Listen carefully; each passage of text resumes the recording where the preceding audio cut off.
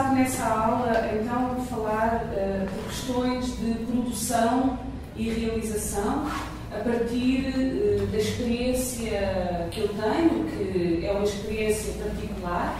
Acho que em cada país e em cada projeto e em cada tipo de pesquisa as experiências vão ser outras, mas a partir da minha experiência falar um pouco de questões de produção, de realização, questões da prática. Vou estruturar a aula falando de algumas opções de partida que eu acho que são necessárias para qualquer projeto de filme etnográfico. Então pensei que algumas opções têm a ver com o tema sobre o qual nós estamos a trabalhar, por um lado. Por outro lado, a forma como nós estamos a pensar estruturar a narrativa, estruturar o tema de uma certa forma, ou seja, como é que nós estamos a pensar que o filme vai ser construído. Vou falar de questões também de opções de estilo, ou seja, de linguagem, de cinematografia, qual a cinematografia que eu vou adotar e as implicações que isso tem em termos de produção, em termos práticos. Vou falar um pouco também de questões da ética e da reciprocidade, ou seja, questões que são muito importantes na antropologia, de como é que eu me vou posicionar por relação àqueles com os quais eu estou a trabalhar. Finalmente, vou tentar ainda referir questões que têm a ver com algumas características do projeto. Se o projeto é mais um projeto que trabalha sobre o momento, a atualidade, ou se ele trabalha mais memórias, questões históricas. Na segunda parte da aula vou mostrar dois exemplos, dois excertos de filmes realizados em Cabo Verde, no ano 2000 e no ano 2004. São dois projetos muito diferentes, que tiveram produções muito diferentes. Um deles, O Arquiteto da Cidade Velha, foi um filme muito apoiado financeiramente e para o qual foi necessário escrever uma série de projetos, guiões, aqui não falam guião, roteiro, foi necessário escrever uma série de roteiro, trabalhar com produção internacional, portanto foi um filme complexo do ponto de vista do dinheiro. E o Mais Alma foi um filme que não teve qualquer apoio, a não ser mais tarde na edição, e que foi feito ao longo de muitos meses, num trabalho mais solitário, mais individual, e se calhar, por causa disso, eu explorei alguns aspectos cinematográficos que só são possíveis de explorar quando se tem esse tempo, quando não se está a trabalhar com uma equipa, quando não se está a responder a uma produtora e por aí fora. Portanto, são dois exemplos, O Arquiteto da Cidade Velha e O Mais Alma, em que as linguagens, a montagem, o trabalho de câmara foram muito marcados pelas condições de produção, e eu acho que a partir desses dois exemplos talvez possamos aqui pensar um pouco que às vezes talvez seja para nós antropólogos mais produtivo sair com a câmara na nossa pesquisa, na nossa etnografia, e ficar ali o tempo necessário para conseguir acertar o tipo de câmara, o tipo de trabalho de som, o tipo de montagem que nos interessa para aquele projeto específico. Todos os filmes feitos por antropólogos têm por base esse encontro com pessoas. É um encontro semelhante aos encontros que nós fazemos na vida. Acho que eles dependem realmente dessa possibilidade de encontrar uma forma de comunicação, de sentir que o outro está interessado no projeto, quer colaborar, de sentir que há qualquer coisa daquela pessoa que para nós é misterioso e então queremos explorar e conhecê-la melhor. Então, essa relação vai se estabelecendo e essa relação é uma relação que depende muito de nós, como personagens. Da mesma maneira que nós estamos a transformar pessoas reais em personagens do filme, nós próprios também estamos a sair do nosso lugar e criar esse personagem fictício do antropólogo Paul McCamara, que é a pessoa que se interessa por tudo, que tem curiosidade, que pergunta, que participa, que ajuda. E então é nessa relação quase ficcional que se estabelece no terreno que estão as condições para o tema que nós estamos a trabalhar. Na maior parte do meu trabalho, ele depende da antecipação. Trabalhando bastante com situações de conflito, muitas vezes conflito dentro das comunidades, como é o caso do arquiteto em Cidade Velha, em que temos um arquiteto e a sua equipa que chega a uma povoação para fazer um projeto de arquitetura para a Unesco e tem que se deparar com aquilo que eram as expectativas dessa população e, de certa maneira, também a sua revolta com o projeto. Essa situação foi uma situação que, de certo modo, eu antecipei, porque senão não tinha conseguido filmar. Já no primeiro filme, o segundo que eu fiz, A Senhora Aparecida, havia uma situação também de conflito em torno de uma tradição popular que o padre que estava a trabalhar nessa comunidade queria que terminasse, não é? Então, essas situações de conflito, por exemplo, elas não estão lá quando eu chego no terreno, não é? Aí eu acho que elas estão latentes. Essa latência, esse encontro com as pessoas e essa ideia do tema ser cinematográfico são para mim as características mais importantes a pensar quando se pensa no tema. A segunda questão que eu acho importante é a questão da estrutura. Como é que eu estou a pensar estruturar o meu filme? Ele vai ser em torno de um acontecimento, um ritual, alguém produzir um objeto, uma reunião que acontece uma vez, de vez em quando, de pessoas. Esse acontecimento, é em torno desse acontecimento que eu quero estruturar o meu filme? Ou eu quero estruturar o meu filme, por exemplo, em torno de um tempo e fazer um filme que é um ano na vida de alguém, um ano na vida de uma comunidade, ou mesmo um dia. Eu posso pensar desde o início que a estrutura que eu estou a pensar é alguém, o meu personagem principal, sai de casa de manhã e volta à noite. E durante esse dia vai encontrando situações e na montagem eu vou produzir essa ideia de um amanhecer e de um anoitecer. Vocês podem estar pensando que eu estou a falar de opções de montagem, mas eu não estou a falar disso, estou a falar de qualquer coisa que eu acho que pode estar lá desde o início. Porque dessa ideia vai depender toda a maneira como eu vou filmar, como eu vou procurar apoio, pensar no tempo que eu necessito, não é? Porque tem filmes que você pode fazer em 3 dias, não é? Você já conhece aquela realidade e vai procurar qualquer coisa que já está lá e vai apenas numa espécie de atitude de confirmação, não é? Tem outros em que você vai descobrindo à medida que vai filmando a realidade. Então, quanto mais eu antecipar essas situações, mais eu consigo encontrar a forma certa de produzir o meu filme. Para além do tema e da estrutura, a questão do estilo da cinematografia.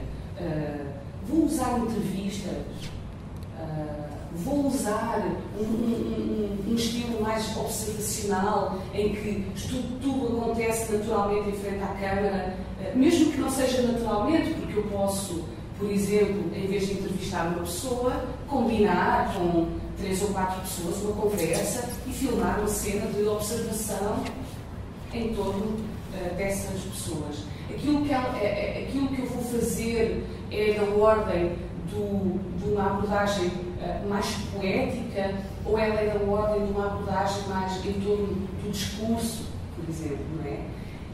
esse tipo de opções são opções que têm a ver, julgo eu, não na ideia de eu ser uma espécie de, enfim, realizador artista que quer explorar uma linguagem estética, mas dentro da antropologia julgo que faz muito mais sentido pensar esse estilo a partir justamente desse encontro de que eu falava. Quanto mais eu conseguir antecipar o estilo que eu quero usar, mais eu tenho o equipamento certo, mais eu tenho, naquele momento em que as coisas estão a acontecer, não ter a dúvida, o que é que eu faço agora?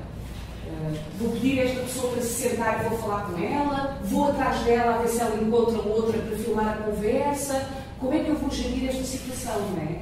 Então, essa segurança à partida, eu acho que é muito importante, e criou-se muito a ideia com o cinema de observação, que teve muita importância no filme etnográfico no final do século XX, a partir dos anos 90 e até há pouco tempo, e julgo que ainda tem a sua importância, mas criou-se muito essa ideia de que o realizador do cinema de observação apenas tem que ir para as situações e estar lá, estar atento, esperar, e que nada pode ser antecipado e, portanto, a atitude seria instintiva.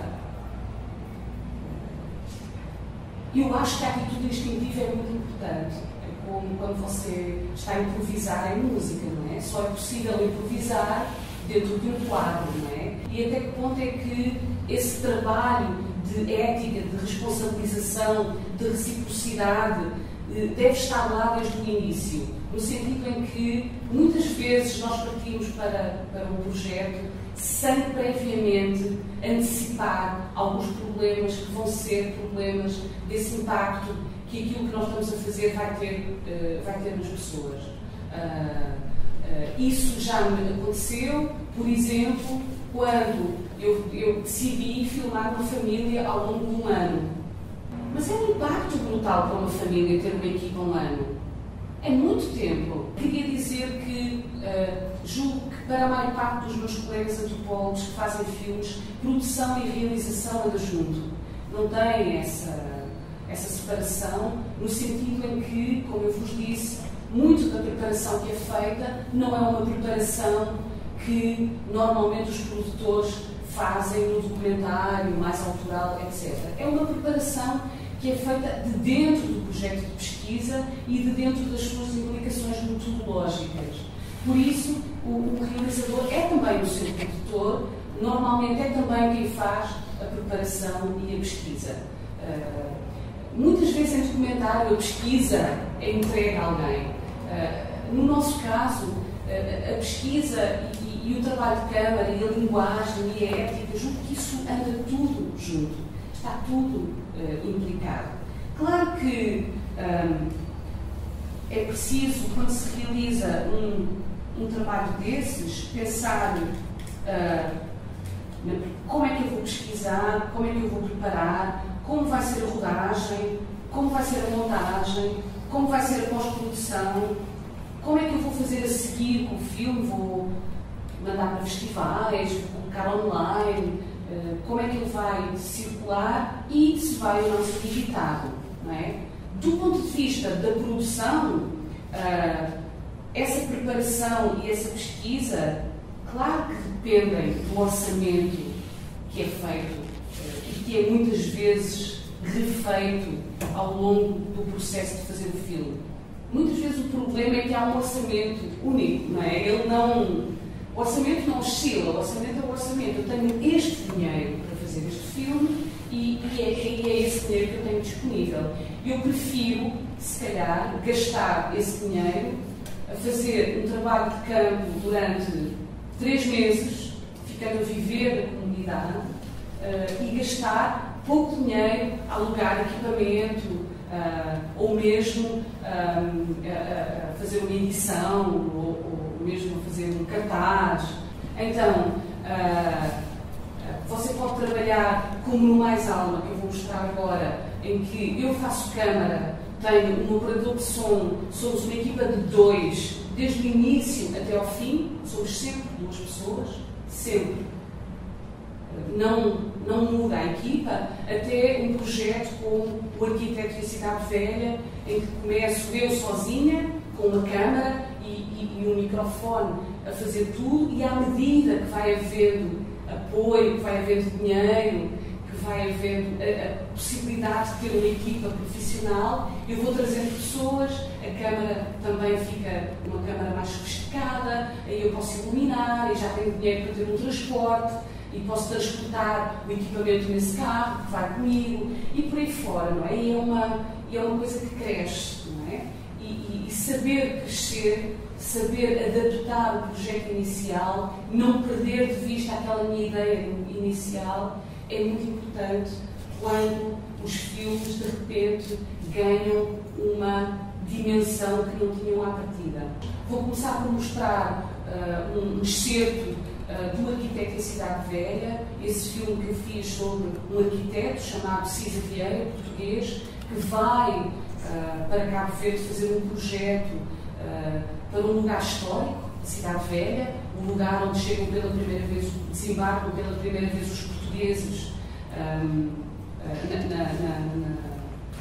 em Cabo Verde, e que tem ruínas, e que tem um lugar histórico. Então a Unesco aparece com uma possibilidade de transformar aquele lugar num lugar turístico, e aí talvez trazer alguns benefícios para a Cidade Velha. Talvez convidando um arquiteto famoso, Cabo Verde consiga esse projeto, não é?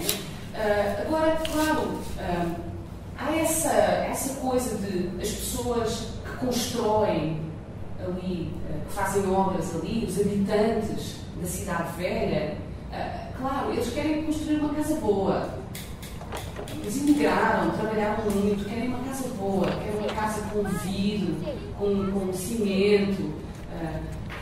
E aí o arquiteto, claro, ele está a tentar manter a tradição, manter o teto de palha, a pedra, não é? Para que o turista, quando venha, encontre aquele lugar autêntico, que imagina que seja um africano, etc. Então é um filme que lida muito com questões de patrimonialização da arquitetura, com a forma como o turismo, o impacto do turismo nas comunidades, e como o arquiteto é alguém que está ali num dilema, não é? Um personagem ambíguo. Esta cena que nós vimos foi talvez aí, naquele momento, quando eu estava a filmar aquilo, que eu percebi que havia um filme ali dentro. Aquilo era o princípio. Ele estava a tentar convencer aquele senhor a manter a palha. E eu pensei, é interessante este diálogo, não é? Nós como antropólogos, podermos mediar, estar no meio de uma situação em que nós entendemos, de certa maneira, o que é que está na cabeça daquelas duas pessoas quando falam. E então, todo o filme foi pensado como um filme que ia ser estruturado com base num problema, que era um problema que se resolveria e que ia ser exposto dentro do filme por palavras, por conversas. Eu sabia que o que era preciso era muito tempo, e o filme levou quase 4 anos a fazer, muito tempo para poder ir mostrando esse conflito de dois mundos que se estavam a encontrar, não é? Portanto, talvez esse plano mostre, mesmo em termos da cinematografia, que ela é muito observacional clássica, ou seja, eu não estou a fazer entrevistas, não estou a perguntar, eu estou a assistir a uma situação que é uma chave para que o filme depois possa continuar, e nós vamos aos poucos vendo, à medida que o projeto vai avançando, a população vai ficando frustrada com esse projeto, porque o governo muda, o CISA, o arquiteto, vai-se embora, fica muito tempo sem voltar, as pessoas já não esperam nada, toma conta daquela vida, daquelas pessoas, uma espécie de...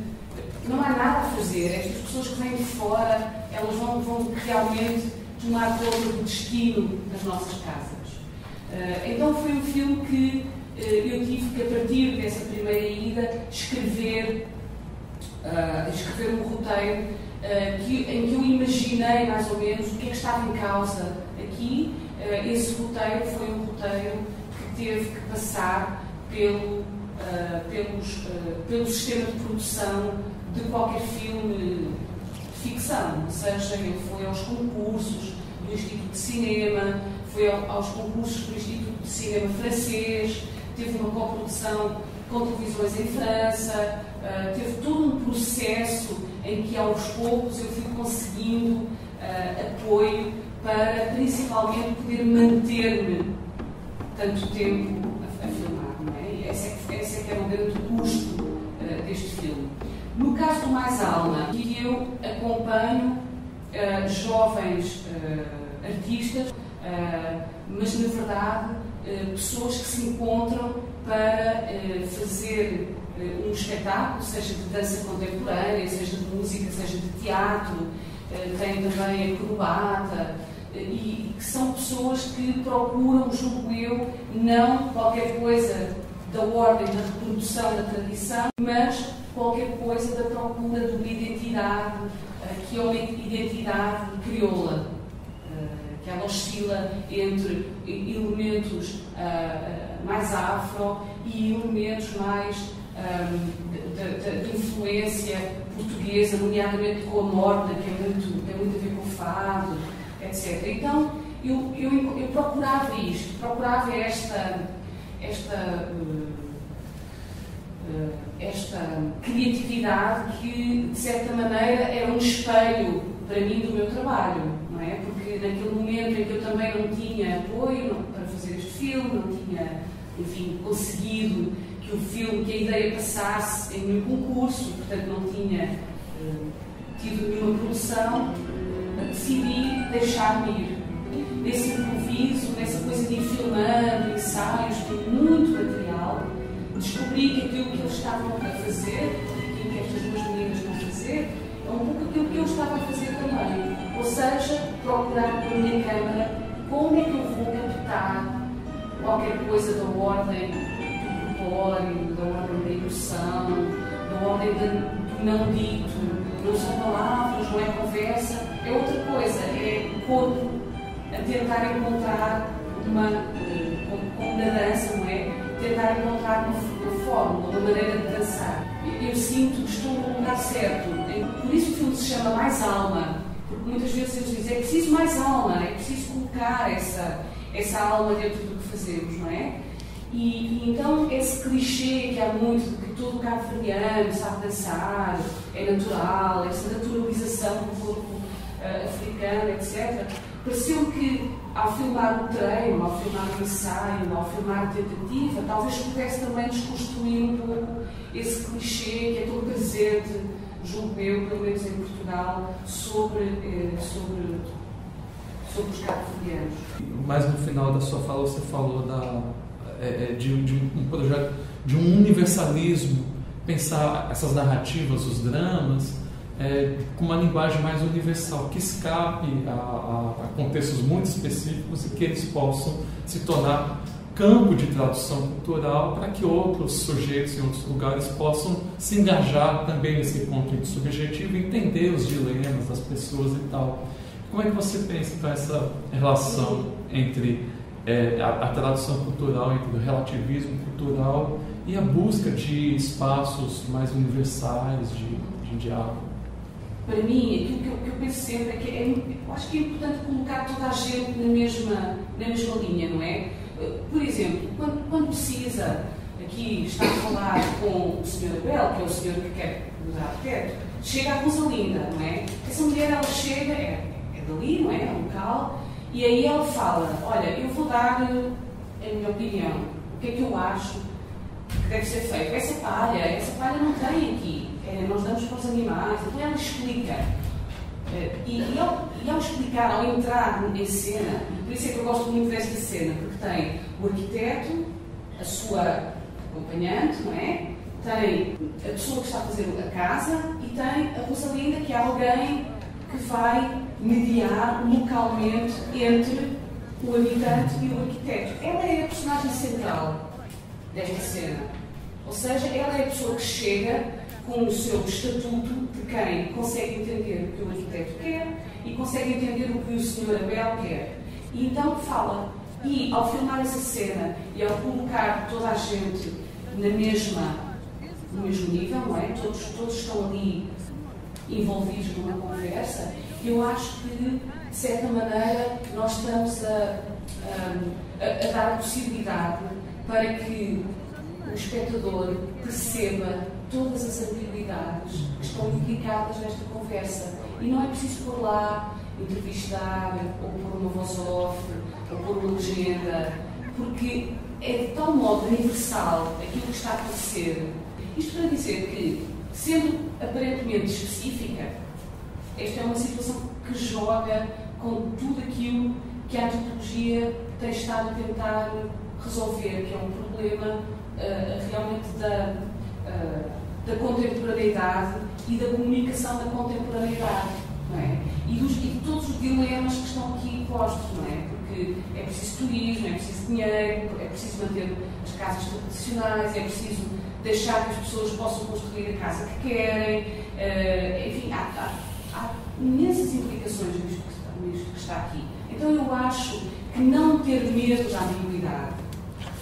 A questão que me coloca, primeiro, quando você faz todo o trabalho prévio, trabalho de campo, de chegada, de interação, de relacionamento com as pessoas, você já entra com a câmera ou você primeiro faz todo esse processo antropológico clássico de entrada no campo, relacionamento, isso. E depois, quando você começa o seu trabalho de realização do filme, se você já pensa antecipadamente que vai trabalhar com duas câmeras, que é melhor trabalhar com uma, se é uma imposição da produção que você tem por trás quando você não é a única produtora, quando você tem as televisões, como você já teve em 2 dos seus filmes, pelo menos que eu sei, se tem uma imposição de você ter uma equipe mais performática, de ter câmeras mais profissionais, enfim, falar um pouco da realização do filme mesmo. Quando sou eu a fazer a câmera, saio com a câmera logo, ando sempre com ela. Às vezes, eu acho que a grande dificuldade é não filmar, ter equipamento e simplesmente estar, sem filmar, não é? Às vezes é mais difícil isso. Eu saio logo com a câmera, saio logo filmando coisas, as pessoas habituam-se a ver-me com aquilo, não é? Isso torna-me logo alguém que veio com aquela coisa, não é? No meu primeiro filme, No Regresso à Terra, tinha até um monotripé que estava aqui preso no corpo e a câmera vinha aqui presa, então eu tinha uma estrutura, não é? Que mexia-se comigo, eu podia ter as mãos soltas. Então, quando eu sou eu a fazer câmera, eu gosto de sentir essa coisa física dela que o Russo falava, não é? Da câmara de prolongamento do corpo. Quando eu trabalho com câmara com alguém, fica mais difícil fazer isso. Embora eu tenha encontrado, por sorte, algumas pessoas capazes de estar sem filmar. Câmaras que conseguem estar sem filmar. Conseguem estar um dia inteiro, 2 dias, uma semana sem filmar. A serem pagos para filmar. E porquê? Porque às vezes é mesmo aquilo, às vezes é preciso saber o que é que nós queremos, e quando sabemos o que é que queremos e aquilo não está ali, não há outra hipótese senão ficar à espera. Teve situações muito diferentes, portanto, em que sai com câmara, não sai com câmara.